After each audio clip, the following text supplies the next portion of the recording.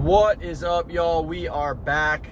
Another episode on a Wednesday today, and today I want to talk about entrepreneurship and doing the right thing no matter the cost.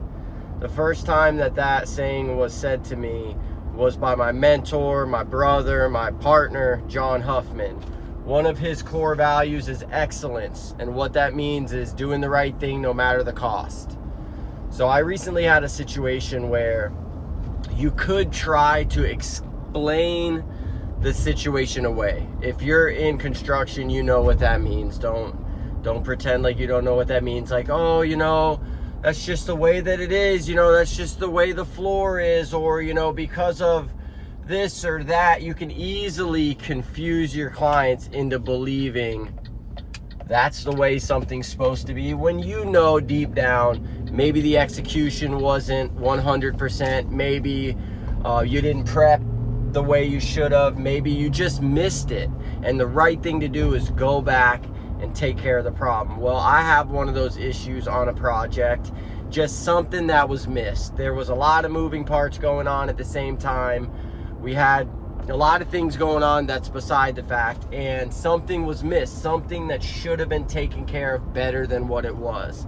And the clients came home, they absolutely loved the entire place, they loved everything, but they were able to find this spot in the floor that should have been prepared better. And when I came in and I took a look at it, I made good on my one promise that I told them in the beginning. I do not promise the world to my clients. I promise them one thing: when there's an issue, when that issue arises, I'll be here and we'll take care of it.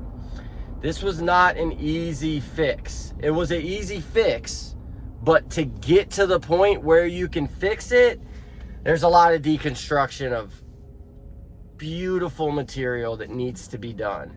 But that's not my client's problem. That's my problem. So my client was almost leading me down a path to explain the situation away. It would have probably been so easy to just be like, that's just the way that this area is, the way that it was put together when they built, whatever it might be. I don't know if everything that we do is going to even produce the type of result that you're looking for. So should we even do it? Is it even worth it to you guys? He was leading me down that path because, for lack of a better terms, they didn't want to have to do what we were going to have to do.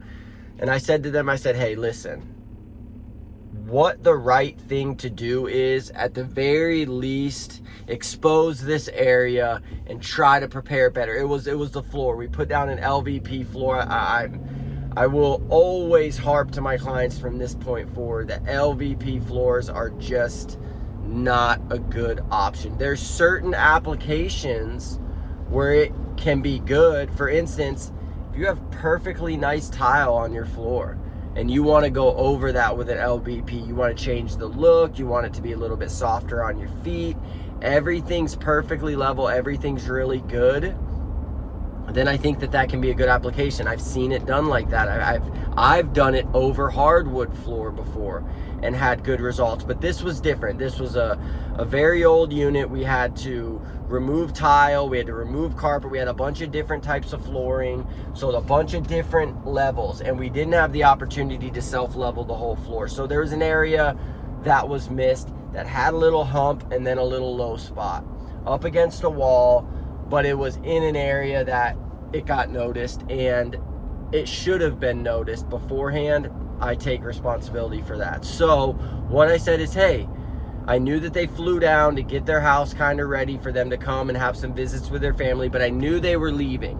They were leaving for a week, and I said, here's the deal. Move some of these things off of this area. I'll set up protection. I'll do what we need to do.